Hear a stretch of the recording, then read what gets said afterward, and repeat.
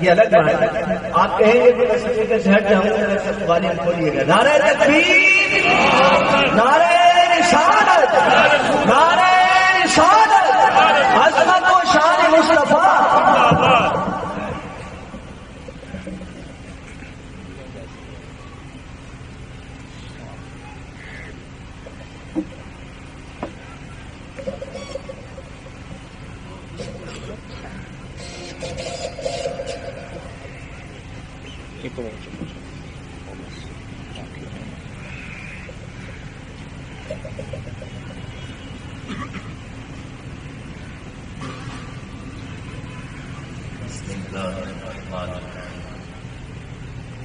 الحمد للہ رب العالمین والصلاة والسلام علی رسولہ الکریم.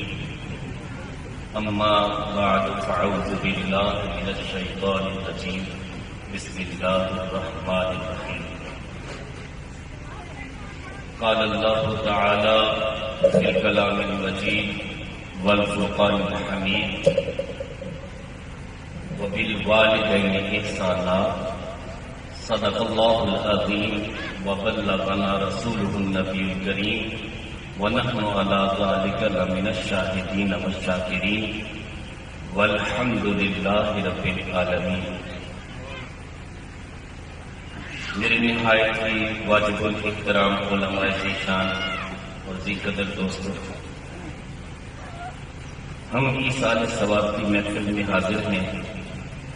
اللہ کریم جل وعلا سید صفدر حسین شاہ صاحب کو جوار رحمت میں جگہ نصیب فرمائے، ان کے درجات کو بلند فرمائے اور ان کے صدقے اللہ کریم جل وعلا ہم سب کی بخشش کا سامان فرمائے. میں نے آپ کے سامنے آیت مقدسہ کا ایک حصہ تلاوت کیا ہے. خالق کائنات جل وعلا نے ارشاد فرمایا وبالوالدین احسانا، والدین کے ساتھ احسان کرو. اب ہم نے دیکھنا ہے کہ کائنات میں جب بھی کوئی تقاضا کرتا ہے تو عدل و انصاف کا تقاضا کرتا ہے. عدالتوں میں بھی جج سے یہی توقع رکھی جاتی ہے کہ جج عدل و انصاف سے کام لے. وکیل کو بھی کہا جاتا ہے کہ میرٹ پہ فیصلہ کرنا ہے، آپ اس پہ تگ و کریں. یہاں تک کہ دکاندار کو بھی کہا جاتا ہے کہ اپنے گاہک کے ساتھ اچھے سلوک سے پیش آئے اور وہ سلوک جو عدل و انصاف پہ مبنی ہو. لیکن قربان چاہیں کہ جب باری ماں باپ کی آتی ہے رب کائنات جل وعلا عدل و انصاف کا تقاضا نہیں کرتا، بلکہ رب کائنات جل وعلا ارشاد فرماتا ہے کہ وبالوالدین احسانا، والدین کے ساتھ احسان کرو. سب سے پہلے تو ہمیں چاہیے کہ ہمیں احسان کا پتہ ہو کہ احسان کہتے کس کو ہیں. اس حوالے سے تذکرہ کرنے سے پہلے میں گزارش کروں گا کہ وہ جو صاحب ریش ہیں، بزرگ لوگ ہیں، وہ آگے تشریف لے آئیں. اگرچہ یہ محفل میں پہلے ہی کہہ دینا چاہیے، لیکن میری گزارش ہے کہ بزرگ لوگ آگے تشریف لے آئیں. یہ خالی جگہ جو ہوتی ہے نا، اس کو ضرور پور کر لیا کریں. اور یاد رکھیں کہ بندہ دنیا میں فرنٹ سیٹ کا تقاضا کرتا ہے. گاڑی پہ بیٹھنا ہے، جس بندے کو فرنٹ سیٹ پہ بٹھا دیا جاتا ہے وہ اپنی قسمت میں ناز کرتا ہے کہ میرے لیے اتنا پروٹوکول تھا کہ فرنٹ سیٹ مجھے دی گئی.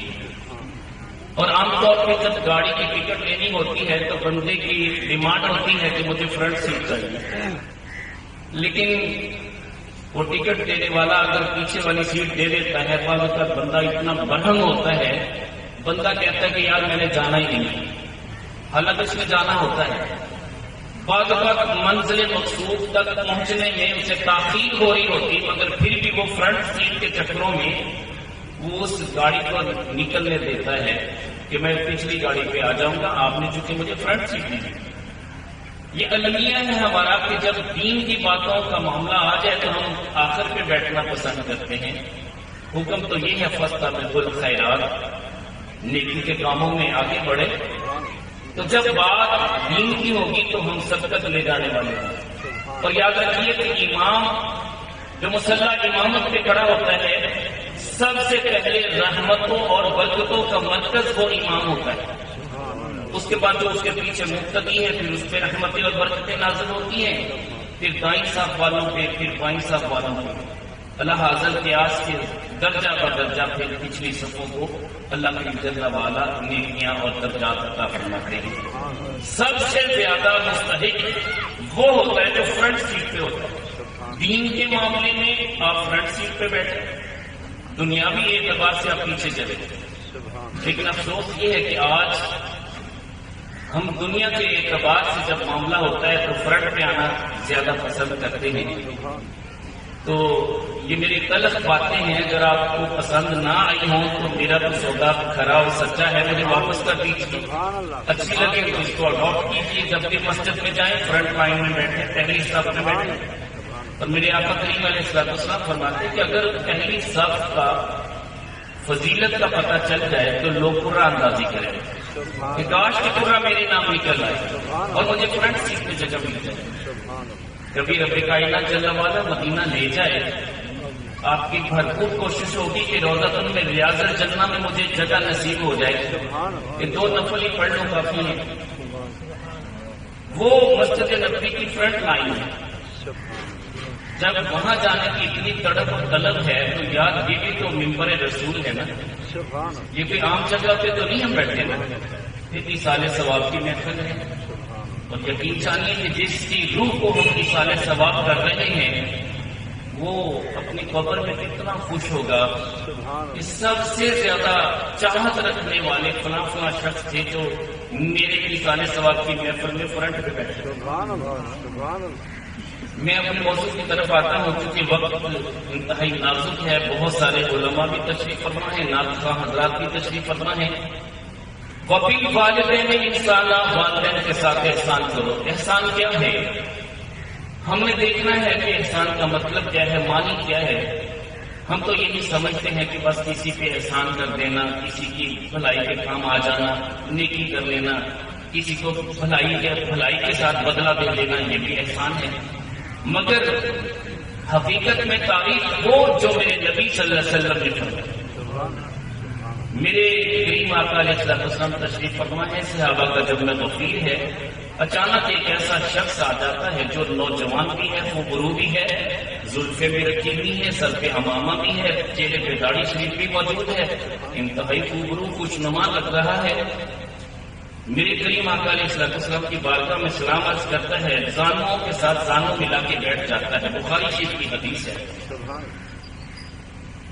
سوال و جواب کا سلسلہ شروع ہوتا ہے. صحابہ پریشان ہیں کہ زندگی میں پہلی بار اس شخص کو دیکھ رہے ہیں.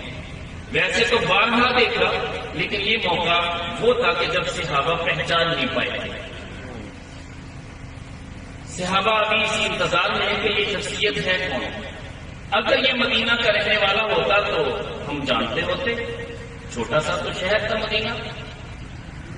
یہ پوری مسجد نبوی جو ہے اس وقت کے پورے مدینہ منورہ کو گھیرے میں لے چکی ہے. اگر یہ باہر سے آیا ہوتا، اس کے بال پراگندہ ہوتے، کپڑوں پہ گرد ہوتی، بال بکھرے ہوئے ہوتے، سفر کے آثار نظر آتے. عجیب معاملہ ہے. اس کے بال بھی خوبصورت ہے، داڑھی مبارک میں بھی گرد و غبار نہیں ہے، امامہ بھی صاف ستھرا ہے، کپڑے بھی بہترین قسم کے سفید لباس والے پہنے ہوئے. صحابہ ابھی خاموش ہیں، معاملات کو دیکھ رہے ہیں. وہ آ کے عرض کرتا ہے، مل اسلام یا رسول اللہ، یا رسول اللہ صلی اللہ علیہ وسلم، اسلام کیا ہے؟ میرے کریم آقا علیہ السلام اسلام کے ارکان بیان فرماتے ہیں. آپ کو بھی یاد ہوں گے. کلمہ ہے، نماز ہے، روزہ ہے، حج ہے، زکات ہے. یہ اسلام کے ارکان میرے کریم آقا علیہ السلام بیان فرماتے ہیں. پھر وہ عرض کرتا ہے، من ایمان یا رسول اللہ، یا رسول اللہ صلی اللہ علیہ وسلم، ایمان کیا ہے؟ تو میرے کریم آقا علیہ السلام نبیوں پہ ایمان، کتابوں پہ ایمان، قبر کی زندگی پہ ایمان، حشر کی زندگی پہ ایمان، یہ سارے ایمانیات بیان فرماتے ہیں، عقائد بیان فرماتے ہیں. پھر وہ عرض کرتا ہے، مال احسان یا رسول اللہ صلی اللہ علیہ وسلم، یا رسول اللہ احسان کیا ہے؟ تو میرے کریم آقا علیہ السلام فرماتے ہیں، ان تعبد اللہ کأنک تراہ، اپنے رب کی عبادت اس طرح کر گویا کہ اپنے رب کو دیکھ رہا ہے۔ عبادت کا معیار میرے کریم آقا علیہ الصلوۃ والسلام دے رہے ہیں، ان تعبد اللہ، کہ تو رب کی عبادت اس طرح کر گویا کہ رب کو دیکھ رہا ہے۔ فَإِن لَّمْ تَكُن تَرَاهُ فَإِنَّهُ يَرَاكَ، اگر یہ مرتبہ احسان نصیب نہ ہو تو کم سے کم اتنا تصور کر لے کہ رب تجھے دیکھ رہا ہے۔ پتہ یہ چلا کہ احسان یہ ہے کہ ماں باپ کا معاملہ آ جائے، ان کے سامنے اف کرنے کی اجازت نہیں ہے۔ اف ولا تنہرہما، اف نہیں کرنا۔ مفسرین لکھتے ہیں، علماء فرماتے ہیں اف کا مطلب کیا ہے؟ اف اس پھونک کو کہتے ہیں جو آپ فانوس کو صاف کرنے کے لیے، شیشے کو صاف کرنے کے لیے، نازک شیشہ ہے، آپ آہستہ سے پھونک مارتے ہیں کہ یہ ٹوٹ نہ جائے۔ جھاڑن کے ساتھ، جلنی کے ساتھ اسے صاف نہیں کرتے، کپڑے سے صاف نہیں کرتے، بڑے پیار کے ساتھ آپ اسے صاف کرتے۔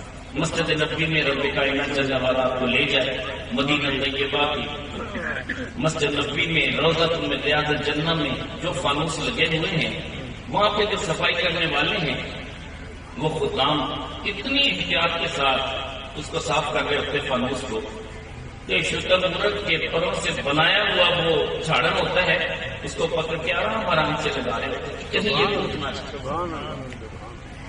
حضور والا یہ جو پھونک ہم مارتے ہیں، علماء فرماتے ہیں کہ اتنا بھی اپنے رخساروں کو، اپنے چہرے کو، اس پہ جو تیوڑیاں آتی ہیں، بل آتی ہیں، یہ بھی نہیں آنی چاہیے۔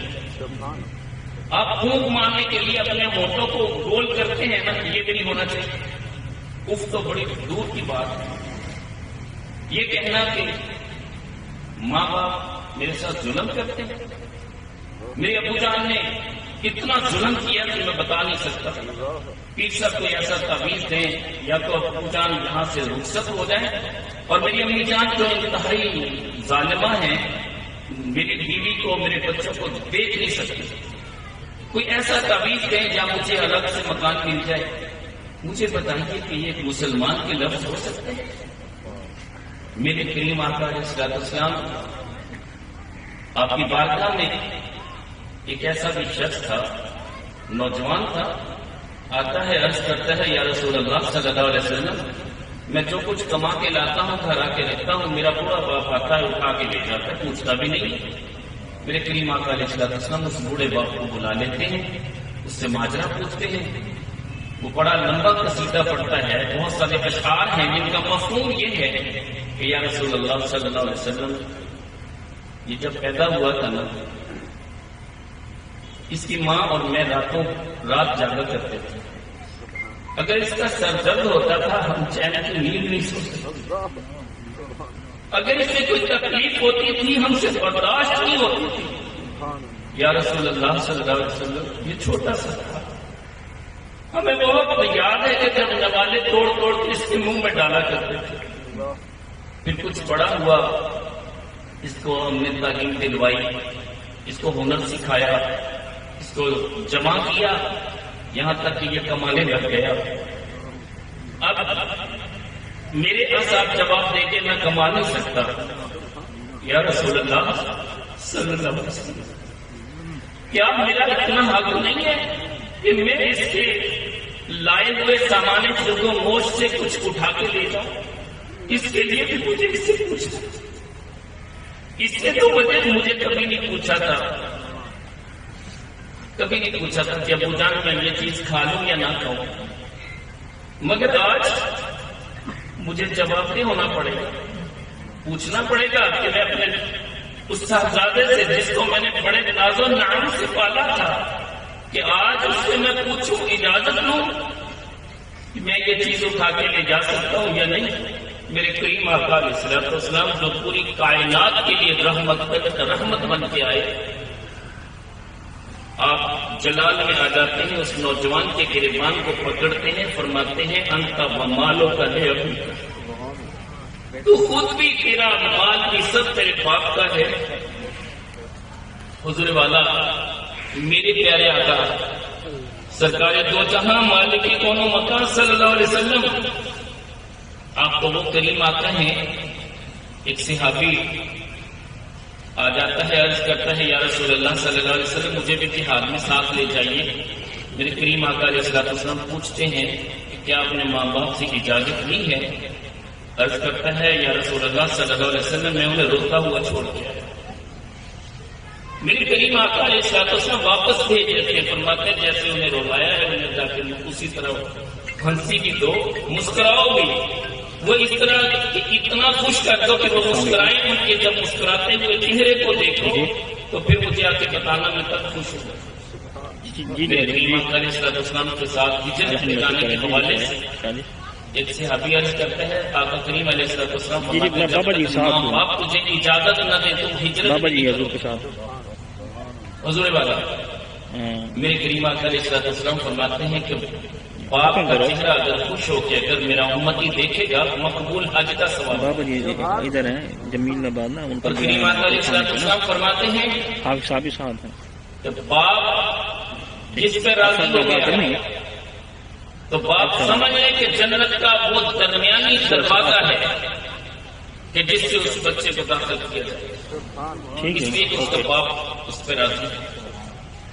یاد رکھیے کہ چھوٹے چھوٹے دروازوں سے تو عام عوام کو گزارا جاتا ہے، مین گیٹ اس کے لیے کھولا جاتا ہے جس کی گاڑی میں بھی اندر داخل ہونا ہے۔ ہر ایرے گیرے کے لیے پارکنگ کا انتظام تو الگ سے ہوتا ہے لیکن اس کی گاڑی اندر نہیں جاتی۔ جب بھی کسی جگہ پہ گاڑی سمیت کسی شخصیت کو اندر بنانا ہوتا ہے تو مین گیٹ کھولا جاتا ہے۔ ویسے تو جنت کا ہر دروازہ ہی بڑی شان والا ہے، مگر رب کائنات جل وعلا کے محبوب فرماتے ہیں کہ جس پہ ماں باپ راضی ہوں گے اس کے لیے جنت کا دروازہ جو مین دروازہ ہے پروٹوکول کے ساتھ اس میں اسے داخل کیا جائے۔ سبحان اللہ سبحان میرے کریم آقا علیہ السلام فرماتے ہیں کہ جس کی عمر 3 برس ہے، ماں باپ کو اس نے راضی کر لیا، ماں باپ کے دل سے دعا نکلی، ماں باپ نے اگر انہیں اپنی دعاؤں میں یاد رکھا کہ باری تعالیٰ بے نیاز ہے میرے بیٹے کو عمر عطا فرماتے، لمبی عمر دیتے، رزق میں برکت دے، رب کائنات جل وعلا رزق میں بھی برکت دے دے گا، عمر کو 3 برس کی بجائے 30 برس میں بدل دے گا۔ جو یہ چاہتا ہے کہ مجھے اللہ زیادہ عمر عطا کرے، میں ابھی مرنا نہیں چاہتا، وہ کم از کم اپنے ماں باپ کو راضی کرے، ماں باپ کی دعائیں لیں۔ میرے کریم آقا علیہ السلام فرماتے کبھی ایسا بھی ہوتا ہے کہ بندے کی عمر 30 برس باقی ہوتی ہے مگر اپنے ماں باپ کو ناراض کر بیٹھتا ہے، ان کے اس دل پہ جو نشتر چلتے ہیں دل ٹوٹتا ہے، دل کی جو آہ ہے عرش تک اتنی جلدی پہنچتی ہے کہ 30 برس کی عمر کو 3 برس میں بدل دے۔ پتہ یہ چلا کہ رزق کی برکت کا دار و مدار ماں باپ کی رضامندی کے ساتھ ہے۔ عمر کی برکت میں والدین کا بڑا اہم دخل ہے، ماں باپ راضی ہیں عمر میں برکت، علم میں برکت، حلم میں برکت، اولاد میں برکت، رزق میں برکت، یہ ساری برکتیں ماں باپ کے مرہون منت ہیں۔ اب بابا جی تشریف رکھیے، میری بات کو سنیے۔ میں عرض یہ کر رہا تھا کہ میرے آقا کریم علیہ السلام والدین کے معاملے میں اتنا محتاط تھے کہ معاملہ جب ماں باپ کا آتا سوائے اس سے کہ لا طاعت لمخلوق فی معصیت الخالق، وہ بے شک ماں باپ ہو یا کوئی بڑے سے بڑا پیر کیوں نہ ہو، اگر کوئی ایسی بات کرتا ہے جو رب کائنات جل وعلا کے ہاں نازیبا ہے، نافرمانی کا باعث ہے، ایسی بات پہ آپ نے عمل نہیں کرنا۔ ماں باپ کہتے ہیں کہ بیٹا فلاں نے مجھے گالیاں دی ہیں، تو بھی جا اس کی بہنوں کو اٹھا کے لے آ، ان کے ساتھ زیادتی کر، یہ ناجائز کام ہے، حرام کام ہے، رب کائنات جل وعلا کی نافرمانی کا باعث بننے والا کام ہے، جہنم میں لے جانے والا کام ہے، آپ اس پہ عمل نہیں کریں۔ ماں باپ کی ہر بات کو مانیں گے، اپنے پیر صاحب کی ہر بات کو مانیں گے، مگر وہ بات جو دین سے دور کرنے والی ہو، جو ماں باپ کو بظاہر راضی کر رہی ہو لیکن رب کی ناراضگی اس میں ہو، ایسی بات پہ عمل نہیں کریں۔ رب کائنات جل وعلا نے ماں باپ کا جو مرتبہ، یقین جانیے کہ ماں کو مرتبہ کتنا بڑا دیا، وہ ماں جس کا سر بازار سودا ہوا کرتا تھا، اس کے بیٹے بڑی حسرت والی نگاہوں سے دیکھا کرتے تھے کہ ہماری ماں کا سودا ہو گیا، زندگی میں کبھی مل نہیں پائیں، مگر اس ماں کے قدموں کے نیچے میرے نبی صلی اللہ علیہ وسلم نے جنت رکھی. میں الجنت تحت الاقدام الامہات، تمہاری ماؤں کے قدموں کے نیچے جنت ہے. مگر اس کے ساتھ ساتھ ایک بات اور عرض کروں گا کہ وہ ماں جو عریانی، فحاشی اور لوگوں کو اپنے حسن کی دعوت دیتی ہے، بے حیائی کے کام کرتی ہے، اس کے قدموں کے نیچے جنت تو کیا، اسے جنت کی خوشبو بھی نہیں ملی. اور میرے کریم آقا علیہ الصلوۃ والسلام فرماتے ہیں وہ اپنے ساتھ 5 بندوں کو جہنم میں لے کے جائے. وہ ماں جو بچے کو دودھ پلاتی ہے لیکن ٹی وی چینل کھولتی ہے، بے حیائی والی دنیا رقص کرتی ہوئی ان کنجریوں کو دیکھتی ہے، اس کا لگتے جگر سیدنا عبد القادر جیلانی نہیں مان سکتا، بابا فرید شکر گنج رحمۃ اللہ علیہ نہیں مان سکتا، بہاؤدین زکریا ملتانی نہیں بن سکتا، جنہوں نے پیدا ہوتے ہی رمضان المبارک کا اتنا اہتمام کیا کہ سحری کے وقت دودھ پیا تو پھر افطاری کے وقت دودھ پیا. یہ وہ حسنیت ہے. لیکن ان کی ماؤں کا حال کیا تھا؟ گود میں بچہ ہے، دودھ پلا رہی ہیں، لیکن ساتھ ساتھ قرآن کریم کی تلاوت ہو رہی ہے. مگر دکھ کے ساتھ کہہ رہا ہوں کہ آج کی ماں ٹی وی چینل پہ بیٹھی ہے، جو چاہے کھول لے. اب تو ٹی وی چینل کی بھی حاجت اور ضرورت نہیں ہے، یہ موبائل ہر کسی کی جیب میں ہے، ہر گھر میں ہے. ضرورت ہے اس کی، لیکن اس کا استعمال اگر صحیح نہیں کریں گے تو اس کی مثال ایسی ہے جیسے ننگی تاروں کو آپ نے ہاتھ لگا لیا اور خودکشی کر لی. یہ پوزیشن ہے ہماری. میرے کریم آقا علیہ السلام نے والدین کا مرتبہ اتنا بلند کیا، اتنا بلند کیا، یہ سارا انہیں کے سبب ہے. میرے کریم آقا علیہ السلام جنت کا نظارہ کر رہے ہیں، معراج کی رات ہے. حارثہ بن نعمان رضی اللہ تعالیٰ عنہ کو دیکھتے ہیں کہ جنت میں قرآن کریم کی تلاوت کر رہے ہیں. جانتے ہوئے بھی پوچھا کہ اے جبریل اس کی حکمت کیا ہے؟ یہ تو میرا وہ صحابی ہے جو ابھی جنت میں بظاہر نہیں پہنچا، یہ جنت میں کیسے آیا؟ کون سی نیکی اس کی قابل قبول ہوئی؟ حقیقت میں تو جبریل کو بھی میرے آقا بتانا چاہتے تھے اس کا مرتبہ کیا ہے. رب کائنات جل وعلا کے محبوب صلی اللہ علیہ وسلم نے جب یہ پوچھا تو جبریل امین علیہ السلام عرض کرتے ہیں یا رسول اللہ صلی اللہ علیہ وسلم، رب کائنات جل وعلا نے اس کی اس ادا کو پسند کیا کہ اپنے ماں باپ کا فرما بردار. اس کا صلہ یہ دیا کہ یہ جنت میں بیٹھا قرآن پڑھ رہے اور آپ کو وہ منظر پہلے سے دکھائی دیا. حالانکہ جنت تو قیامت کے دن قبر و حشر کے بعد جا کے ملنی ہے، مگر میرے نبی ایڈوانس وہ باتیں بتا رہے ہیں کون جنت میں جائے گا، کون دوزخ میں جائے گا. اب دوزخ کا معائنہ کرنے کے لیے میرے کریم آقا علیہ السلام تشریف لے گئے. ایسے لوگوں کو بھی دوزخ میں جلتے ہوئے دیکھا کہ بے برہوت ہے جس پہ آگ کی انگاروں کی بارش ہو رہی ہے. میرے کریم آقا علیہ السلام پوچھتے ہیں جبریل یہ کون سے لوگ ہیں؟ فرمایا یا رسول اللہ صلی اللہ علیہ وسلم یہ وہ لوگ ہیں جو اپنے والدین کو ستاتے ہیں، والدین کو اذیت دیتے ہیں، ان کا دل دکھاتے ہیں آپ کے امتی، مگر انہیں توبہ نصیب نہیں ہوئی. اب ان کا ٹھکانہ جہنم میں بیرے بربوت ہے جو جہنم کے منہ کے اوپر دھواں ہے جس پہ آگ برستی ہے. میرے کریم آقا علیہ السلام صحابہ کے جبر غفیر میں موجود ہیں. اچانک جلال میں آ کے ایک لفظ 3 مرتبہ فرماتے ہیں ملعون ملعون ملعون. صحابہ کرام عرض کی یا رسول اللہ صلی اللہ علیہ وسلم کون ملعون؟ فرمایا من سب اباہ، جس نے اپنے باپ کو گالی دی وہ ملعون ہے. اسی طرح ایک اور مرتبہ میرے کریم آقا علیہ السلام تشریف فرمائے 3 مرتبہ ایک ہی لفظ ارشاد فرماتے ہیں راغب عنفہ راغب عنفہ راغب عنفہ. صحابہ دست عرض کرتے حضور کس کی ناک خاک آلود ہو؟ اور میں اس کی جس نے اپنے ماں باپ کو ستایا. اللہ اکبر اللہ اکبر. کون کہتا ہے؟ میرے نبی کہہ رہے ہیں جو رحمت للعالمین ہیں. میرے کریم آقا علیہ السلام نے جہاں یہ فرمایا من غشنا فلیس منا، جس نے ملاوٹ کی وہ ہم میں سے نہیں ہے. منڈی سے گزر رہے تھے، ایک بہت بڑا ڈھیر دیکھا، گندم کا ڈھیر ہے. میرے کریم آقا علیہ السلام اس کے اندر ہاتھ داخل کرتے ہیں، اندر نیلی گندم ہے، پانی ڈالا ہوا، اوپر خشک گندم. میرے کریم آقا علیہ السلام فرماتے ہیں من غشنا فلیس منا، جس نے ہمارے ساتھ دھوکہ کیا، ملاوٹ کی وہ ہم میں سے نہیں، ہمارا اس سے کوئی تعلق نہیں ہے. یقین جانیے جب ان احادیث کا مطالعہ کریں گے نا آپ کے رونگٹے کھڑے ہو جائیں گے. یہ ہم کو دعوے دار ہیں کہ ہم بخشے بخشائے، ہم نے تو پیر صاحب کے ہاتھوں میں ہاتھ دے دیا، یہ بس یہ کافی ہے. ہم نے تو محفل ناک سجا لی، یہ کافی ہے. حضور والا یہ کافی نہیں. ایک بندہ ملاوٹ کر رہا ہے، حسد کر رہا ہے، چغلی کر رہا ہے، غیبت کر رہا ہے، حقیقت و شد و من الزنا، یہ تو زنا سے بھی سخت ہے. ایک بندہ دھوکہ دے رہا ہے لوگوں کو. میرے کریم آقا علیہ الصلوۃ والسلام فرماتے ہیں کہ کیا اس کا عمل اللہ کے ہاں مقبول؟ اس کا کھانا پینا حرام، اس کا لباس حرام، اس کا گفتگو کرنا حرام، اس کا دیکھنا حرام، اس کا بولنا حرام. اب وہ حرم کعبہ میں بھی جا کے ہاتھ بلند کر کے دعا کرتا ہے ربنا ربنا ربنا، اس کی کوئی نہیں سنی جائے گی، اس لیے کہ اس کا سارا کچھ کھانا پینا حرام تھا، اس کا کسب بھی حلال نہیں تھا، حرام کمانا بھی اس کا حرام تھا. تو ایسی صورت میں اس کی دعا کیسے ہوگی؟ تو حضور والا ہمیں سمجھنا کہ اس دور فتن میں ہمیں کتنے بڑے چیلنجز ہیں. بندہ پریشان ہوتا ہے، کہتا ہے کہ یار کیا کریں، ماں باپ میری بیوی کے حقوق کا خیال نہیں رکھتے، میرے حقوق کا خیال نہیں رکھتے. بھائی نہ رکھیں، تمہیں تو ایک ذمہ داری دی گئی ہے کہ تم نے کچھ بھی نہیں کرنا.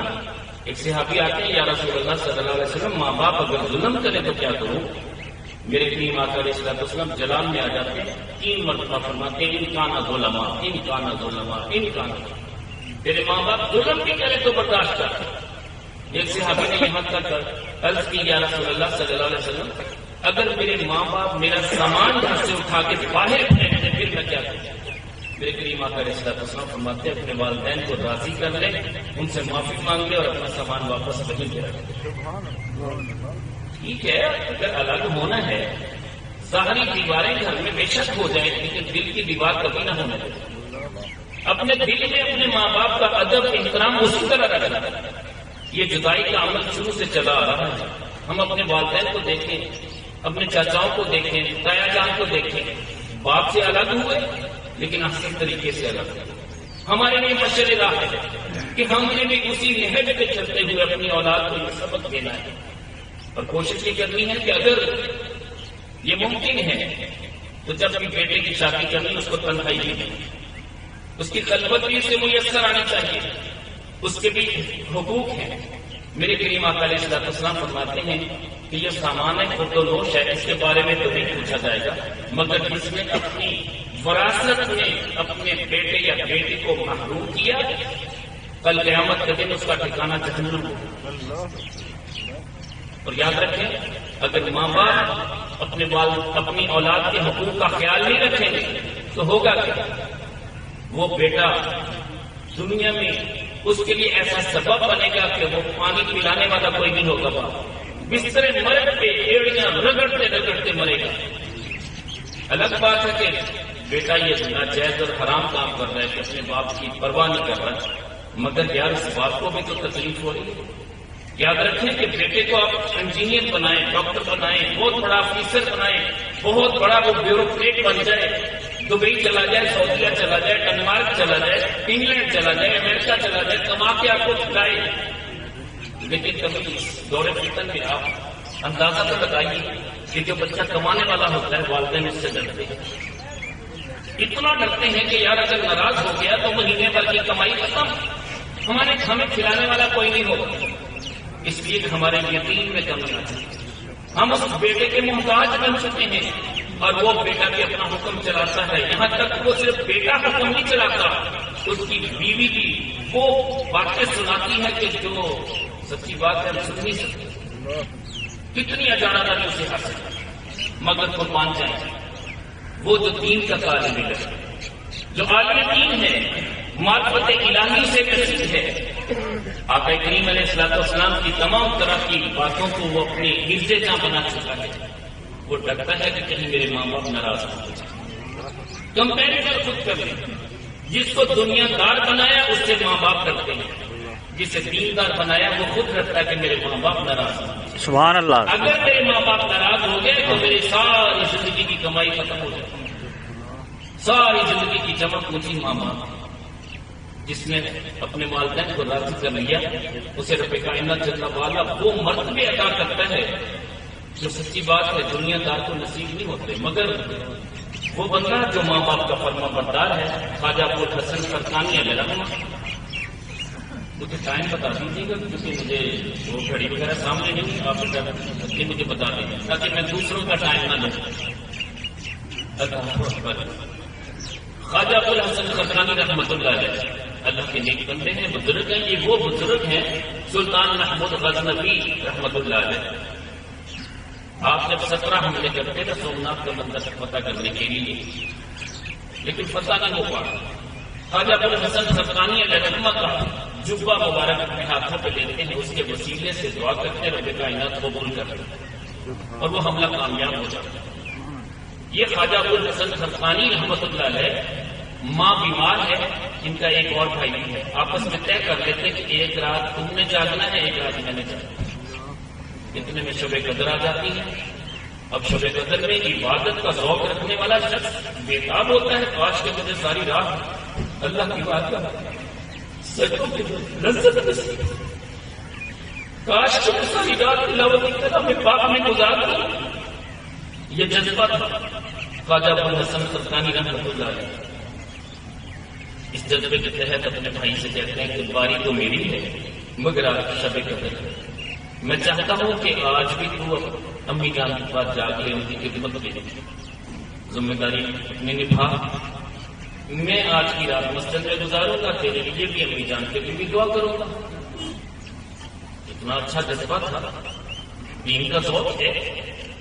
لیکن جب نماز فجر کا وقت ہوا، مناجات کی، التجا کی، دعا کی، باری تعالیٰ میری امی کو بھی بخش دے، میرے بھائی کو بھی بخش دے۔ رب کائنات جل وعلا کی طرف سے حالت غیبی سے آواز آئی، اے ابوالحسن خرقانی ان کو تو ہمیں بخش ہی دیا ہے، مگر تو بتا کہ یہ جو ساری رات میری عبادت کرتا رہا، میں تیری عبادت کا محتاج ہوں؟ تیری ماں تیری خدمت کی محتاج تھی، تو اپنی ماں کی خدمت کرتا، یہ اس عبادت سے افضل ہوتا۔ اللہ اکبر۔ حضور والا پیارے موسیٰ علیہ السلام تشریف لے جا رہے ہیں۔ آپ یقین جانیے کہ نبی کبھی تھکتے نہیں، مگر یہ سفر ایسا تھا، حکمت تھی رب کائنات جل وعلا کی، تھک جاتے ہیں، عرض کرتے کہ باری تعالیٰ بے نیاز ہے، آج تھکاوٹ محسوس ہو رہی ہے، مجھے کوئی سواری نہیں عطا کر دیجیے۔ اب نبی ہے، معجزے لے کے آنے والے نبی ہیں، رب چاہتا تو رب کائنات جل وعلا ان کے لیے سواری ویسے بھیج دیتا، فرشتے بھیج دیتا، ہر چیز پہ قادر ہے، مگر رب کائنات جل وعلا کی حکمتیں بہت بڑی تھی۔ حکم ہوتا ہے پیارے موسیٰ اس پہاڑ کے پیچھے چلے جاؤ، سواری کا بندوبست ہو جائے گا، ایک ہمارا جوان بندہ ہے جو ہمارا مقبول بندہ ہے، وہ سواری کا بندوبست کر دے گا۔ اب پیارے موسیٰ علیہ السلام پہاڑ کی پچھلی طرف جاتے ہیں، وہ دیکھتے ہی وہ خود سلام کرتا ہے، السلام علیکم یا موسیٰ، اے پیارے موسیٰ آپ کے سلام۔ موسیٰ علیہ السلام پوچھتے کہ تو مجھے کیسے جانتا ہے، میں تجھے نہیں پہچان پا رہا، پہلی ملاقات ہے، تو نے کیسے جان لی؟ کہنے لگے جس نے بھیجا ہے اس نے یہ بتایا کہ پیارے موسیٰ آ رہے ہیں، سبحان اللہ، اور یہ بھی بتایا کہ تمہیں سواری کی ضرورت ہے۔ تو پیارے موسیٰ علیہ السلام یہ تو کوئی مسئلہ نہیں ہے، میں ابھی آپ کے لیے سواری کا بندوبست کر دیتا ہوں۔ ہاتھ بلند کرتا ہے، بادل کا ٹکڑا ہوتا ہے، اسے کہتا ہے بادل نیچے آ، سواری بن جائے۔ بادل نیچے، بڑے بڑے ائمہ کرام نے اپنی تفسیروں میں یہ لکھا ہے، وہ نیچے آتا ہے، گھوڑا بن جاتا ہے، عرض کرتا ہے حضور یہ سواری قبول کر لیجیے، اب تشریف لے جائیے۔ پیارے موسیٰ علیہ السلام پوچھتے ہیں کہ اے نوجوان یہ تو بتا یہ مرتبہ کیسا ہے؟ تو نبی نہیں ہے مگر اتنی بڑی کرامت کہ جس کے نبی کو حیرت ہو۔ عرض کرتا ہے پیارے موسیٰ آپ بڑی شانوں کے مالک ہیں، اب وقت کے نبی ہیں، آپ کلیم اللہ ہیں، آپ یہ اللہ جل شانوں سے پوچھ لیجیے گا کہ رب نے مجھے یہ مرتبہ کیوں دیا؟ اللہ کریم جل وعلا کی بارگاہ میں پیارے موسیٰ علیہ السلام عرض کرتے باری تعالیٰ تو بے نیاز ہے، آخر اتنا بڑا مرتبہ اسے کیسے ملا؟ کون سی ایسی نیکی ہے جس کے سلے میں اسے اتنا مقبول کر دیا؟ رب کائنات جل وعلا فرماتے کہ اس کی امی جان بوڑھی تھی، باپ فوت ہو چکا تھا، اپنی امی کی خدمت اس نے کی ہے، 20 سال کا عرصہ ایسا گزرا ہے کہ نہ دن کو سویا ہے نہ رات کو سویا۔ اور اس کی ماں جب بھی میری بارگاہ میں اپنی پیشانی سجدے میں رکھتی، عرض کرتی باری تعالیٰ تو بے نیاز ہے، تیری شانیں بے بہا ہیں، میرا لگتا جگر میرے بار تنہا رہ جاتا ہے، اسے کوئی پوچھنے والا نہیں، یہ میرا فرما بردار ہے، میں گواہی دیتی ہوں کہ مجھے یہ بہت پسند ہے، میرا فرما بردار ہے وہ عبادت میں اتنا آگے نہیں ہے، مگر باری تعالیٰ تو تو شانوں کا مالک ہے، کل میرے بیٹے کو کسی چیز کی طلب ہوگی تو اسے کون دے گا؟ آج تو ماں موجود ہوں نا، جو مانگتا ہے میں دے دیتی ہوں، جہاں سے بھی مجھے افورڈ کرنا پڑے میں میسر کرتی ہوں، مگر کل اس کا پرسان حال کون ہوگا؟ میں تیری بندی تیری بارگاہ میں التجا کرتی ہوں کہ باری تعالیٰ کل اسے کبھی رسوا نہ کر، میرا بیٹا جو مانگے اسے دے دیا کرنا۔ رب کائنات جل وعلا کی بارگاہ میں یہ مناجات اتنی مقبول ہوتی ہے، اللہ کی جل وعلا فرماتے پیارے موسیٰ بس اس دن کے بعد میں نے اپنی ذات پہ لازم کر دیا کہ یہ میری نیک صالحہ بندی کا بیٹا ہے، یہ جو بھی کہے گا میں مانوں گا، اس لیے کہ میں نے اس کی دعا کو مستجاب کیا۔ اب یہ جب بھی مجھ سے جو مانگتا ہے میں دے دیتا ہوں، میرے خزانے بڑے وسیع ہیں، میں جس کے لیے جو چاہوں جب چاہوں اسے عطا کر دوں۔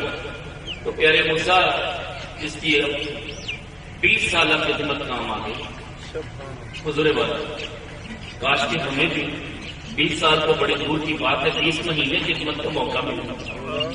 ان سے پوچھیے جن کے والدین دنیا سے رخصت ہو گئے اور اس بیٹے سے اس کا حال وہ محبت بھری باتیں، وہ پیار بھرا انداز جو ماں کی طرف سے اسے نصیب یا باپ کی طرف سے نصیب ہوتا تھا، ماں باپ کی وہ ڈانٹ جو اس وقت اسے بری لگتی تھی، مگر آج اس ڈانٹ کے لیے وہ کتنا ترستا ہے۔ کاش کہ مجھے کوئی ڈانٹنے والا ہو، کاش کہ مجھے کوئی سمجھانے والا ہو۔ سچی بات ہے، ہم اپنے ماں باپ کا اگر مقام پہچان لیں، یقیناً ہمارے ماں باپ اچھے ہیں جو ہمیں ہر حالت میں اچھا دیکھنا چاہتے ہیں، نمازی دیکھنا چاہتے ہیں، قرآن پڑھنے والا دیکھنا چاہتے ہیں، ذکر فکر والا دیکھنا چاہتے ہیں۔ کوئی باپ یہ نہیں چاہتا کہ میرا بیٹا نشئی بن جائے، شرابی ہو جائے، زانی ہو جائے، کوئی باپ نہیں چاہتا، مگر بدقسمتی سے ماحول کے اثرات، صحبت کا اثر، جس حالت میں بندہ بیٹھتا ہے ویسے ہی صحبت جیسی میسر آئی ویسا ہی بن جاتا ہے۔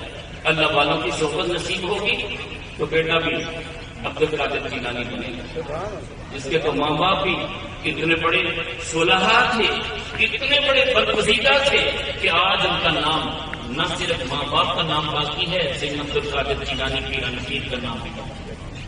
وہ پیرے پینا ہے، سارے پیروں کے بڑے پیر ہیں، تو ہم تو سر ان کے رضا ہیں، ان کے ٹکڑوں پہ پڑنے والے لوگ ہیں۔ اللہ کریم جل وعلا آپ کو بھی سلامت رکھے، ہمیں بھی سلامت رکھے، اور قبلہ سید صفدر حسین شاہ صاحب رحمۃ اللہ علیہ ان کی بخشش فرمائے، انہیں اپنی جواری رحمت میں جگہ دے، ہمیں اپنے والدین کی ادب کی قدر کی توفیق دے، اور نیک صحبتیں اللہ ہمیں عطا فرمائے۔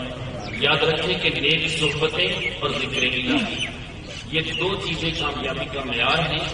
قد افلح من تزکیٰ، وہ فلاح پا گیا جس نے اپنا تزکیہ نفس کیا۔ تزکیہ نفس کے لیے دو بڑے سبب ہیں، ایک سبب اللہ کا ذکر ہے کہ ادھر بندہ کلمہ پڑھتا ہے، ادھر موت واقع ہو گئی، سیدھا جنتی ہو گئی۔ ایک سبب صحبت ہے، صحبت یہ ہے کہ نگاہ مرشد پڑ گئی، زندگی بدل گئی، نگاہ ولایت پڑ گئی، زندگی بدل گئی، نگاہ نبوت کا فیض ہے یہ۔ میرے کریم آقا علیہ الصلوۃ والسلام حرم کعبہ میں طواف کر رہے ہیں، اکیلے ہیں، تنہا ہیں، زینب فضالہ رضی اللہ تعالیٰ عنہ۔ آپ کے ذہن میں خیال آیا بھی مسلمان نہیں ہوئے، ذہن میں خیال آیا کہ آج تو محمد عربی صلی اللہ علیہ وسلم تنہا ہے، خنجر ہاتھ میں ہے، چادر اوپر لی ہوئی ہے، میرے کریم آقا علیہ الصلوۃ والسلام کو قتل کرنے کے ڈرتے ہیں۔ ادھر نگاہ نبوت، وہ نگاہ نبوت جو فرش پہ ہے تو عرش کو دیکھ رہے، جو مدینہ طیبہ میں موجود ہے تو جنت کے میوے کھلانے کے لیے اپنے صحابہ کے لیے ہاتھ بڑھا سکتے ہیں، وہ نگاہ نبوت جو سورج پہ پڑتی ہے تو پلٹ آتا ہے، وہ انگلی جو اٹھتی ہے تو چاند کا ٹکڑے ہو جاتا ہے۔ حضور والا میرے کریم آقا علیہ الصلوۃ والسلام پوچھتے ہیں کہ آپ فضالہ، کیا تم فضالہ ہے نا؟ عرض کرتا ہے یا رسول اللہ صلی اللہ علیہ وسلم، جی میں فضالہ ہوں۔ فرمایا کہ وہ وقت نہیں آیا کہ تو میرے ہاتھ پہ